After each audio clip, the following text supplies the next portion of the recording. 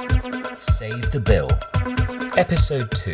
The Sharks That Seize Our Homes. First-time buyers swindled. My name's Joe from Portsmouth. I bought my flat in June 2022. 8 months after my purchase, I received a letter through the post from my freeholder threatening forfeiture of my property for fees that I do not owe. Chance for Lane in the box, shoots, into the net! With his beloved Pompey only minutes away at Fratton Park, it's little wonder the flat was love at first sight for Joe. He stretched himself to the limit to buy. When I was looking to buy, I've gone in 50-50 with a friend because of the price of property. And we were looking for the Southsea area, which is the area we're in now. It's one of the more desirable locations in the city. It's near the going out areas as well, and near to the seafront. And when this property came up, I just loved it straight away. But just 8 months after he moved in, Joe got this bill, listing a series of amounts he supposedly owed. This £300 was for not sending the managing agent legal notice at the time that he bought. The freeholder has added another £480 of admin costs. And finally, there's £620 of unpaid arrears, making a total of £1,465. I panicked straight away because they were threatening to take my property off of me. I was confused, really panicky, and I didn't know the situation. I didn't know if they could do what they were threatening to do, and it was just really stressful. When I contacted the solicitor, they were surprised because they confirmed that they had sent the notice of lease at the time of purchase. They also provided me a copy of the cover letter they sent, and they then contacted the freeholder. They resent the notice of lease and they disputed their account of events. That should also cancel out those admin charges, which just leaves the £620 of arrears. What was that all about? So at the bottom of the first letter, they've requested an amount of £620, which they're claiming is arrears on the account, which I have no idea what this is for. And when I purchased the property, I was provided with proof that the accounts were fully paid up to date until the end of that year. And it's worth pointing out that we have right to manage, which means that there is no service charge. We do not pay service charges to the freeholder. So the only money payable would be the ground rent. And this is about 3 years worth of ground rent they're requesting. And was any ground rent due when you bought the flat? There was no ground rent due when I bought the flat. I was provided with a document that confirmed the accounts were fully paid up to the end of 2022. Joe disputed all the charges. His freeholder didn't respond. But then 9 months later, he got his ground rent demand for the year. And guess what was on the bill? Exactly the same charges he'd already said he didn't owe. Then a month ago, he got another forfeiture letter.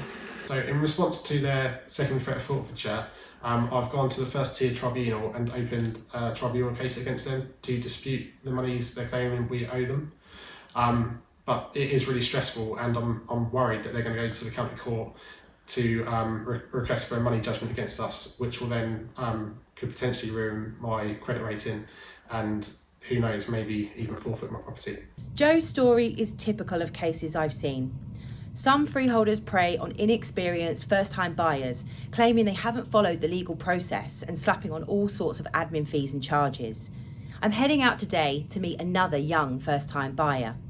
He's been so badly harassed and intimidated that he's too frightened to allow us to film him or record his voice. We'll call him Danny. So Danny, can you tell us a bit about how this started and when you bought your flat? I first bought my property back in 2021 at a young age of 23 through the Help to Buy scheme. Now, due to the relatively low deposit margin, I was able to go straight to owning my first property rather than going and finding a rental. This was a pivotal moment in my life as I was just finding my feet after university, and little did I know that this was the start of all my problems. And then what happened? Not too long after I moved in, I got a letter asking me to pay the service charges. Now, this turned out to be almost triple what I had been told. I thought this was a simple error made by the managing agent, but it turned out that the amount they had asked for was the intended amount, and if I was to dispute it going further, then I would have to go through a system called the First Tier Tribunal. So about a month after I made the application to First Tier Tribunal, I received a letter threatening forfeiture of my flat and of my lease. I was shocked to see that, as I had already done the necessary legal step to dispute the service charges. Yet the managing agent saw fit to threaten me and also add on additional fees for their costs in going up against myself at this tribunal. What was the outcome of the tribunal case? Yes, so at the end of the day, the tribunal deemed that none of the sums were payable by myself, and as such, I was due to receive a refund. To date, to the best of my knowledge, I haven't received any such funds, and no credit has been placed on my account, not to mention radio silence from the managing agent. And how has the whole experience made you feel? I felt trapped in my own home, not knowing what to do. To be honest with you, because this was my first property and my parents, they're not British as such by origin, so I had no one to turn to ask for advice.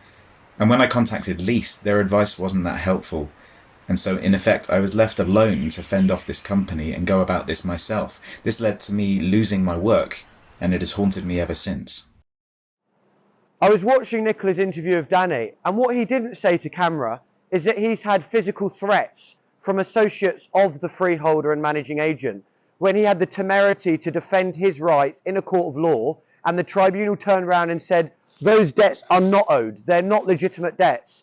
Yet the freeholder has taken no notice of that tribunal decision. In fact, the forfeiture notice still stands. The government love to trot out this line. In fact, just yesterday in the House of Lords, they were hiding behind it. Their claim, because forfeiture in leasehold is so infrequent, so rare, they don't need to change the law on it. Well, that's like saying because murder in this country is so rare, they don't need to change the law to punish murderers. It's a nonsense. And you know what? It's not actually the incidence of forfeiture, the number of successful forfeiture cases a year that go through, it's the threat of forfeiture.